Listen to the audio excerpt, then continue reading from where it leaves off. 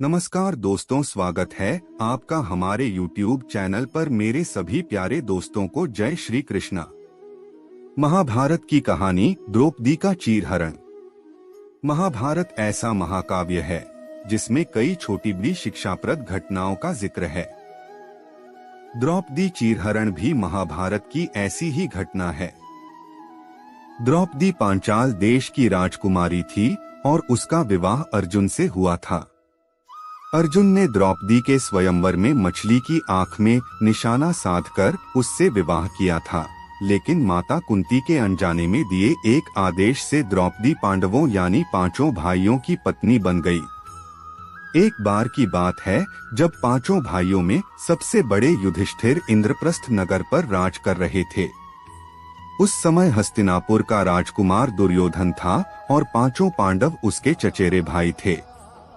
दुर्योधन कौरवों में सबसे बड़ा था और अपने चचेरे भाइयों यानी पांडवों से जलता था। दुर्योधन सबसे ज्यादा अपने चालाक मामा शकुनी को मानता था। शकुनी ने दुर्योधन को सलाह दी कि वो पांडवों को जुआ खेलने के लिए आमंत्रित करे। पांडवों ने अपने भाई दुर्योधन का निमंत्रण स्वीकार कर लिया। उस सभा में भरत वंश के शासक धृतराष्ट्र, भीष्म पितामह, द्रोणाचार्य और महात्मा विदुर जैसे महान लोग भी उपस्थित थे। शकुनी मामा ने छल कपट से पांडवों को हराना शुरू किया। इस खेल में पांडव अपना राज्य हार गए। धर्मराज युधिष्ठिर ने स्वयं और अपने चारों भाइयों को भी दांव पर लगाया और हार गए। अंत में जब दांव पर लगाने के लिए उनके पास कुछ नहीं बचा तो उन्होंने अपनी पत्नी द्रौपदी को दांव पर लगा दिया। दुर्योधन तो जैसे इसी पल का इंतजार कर रहा था।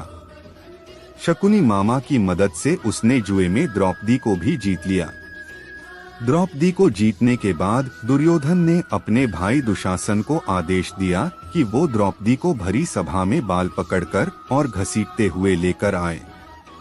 भाई से आज्ञा मिलते ही दुशासन द्रौपदी के कक्ष में गया और उसे सभा में चलने को कहा।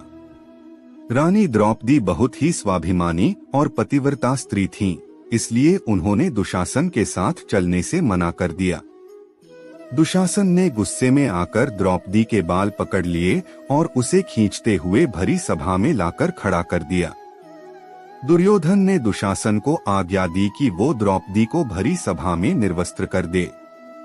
दुशासन ने जैसे ही द्रौपदी के वस्त्र को हाथ लगाया, द्रौपदी ने श्री कृष्ण को मदद के लिए पुकारा। श्री कृष्ण अपने भक्तों को कभी नाराज नहीं करते। कृष्ण ने जब द्रौपदी की करुण पुकार सुनी तो उन्होंने द्रौपदी की साड़ी को बढ़ाना शुरू कर दिया। दुशासन द्रौपदी का चीर खींचता रहा, लेकिन वो जितना खींचता वस्त्र उतना बढ़ता जाता। अंत में दुशासन थक कर हार गया, किंतु द्रौपदी का वस्त्र हरण नहीं कर सका। ऐसा कहा जाता है महाभारत युद्ध के पीछे सबसे बड़ा कारण द्रौपदी चीरहरण ही था। आपसे मेरी प्रार्थना है कि मुझे मोटिवेट करने के लिए वीडियो को लाइक करें, शेयर करें, सब्सक्राइब जरूर करें दोस्तों, और कमेंट में जय श्री राम जरूर लिखें।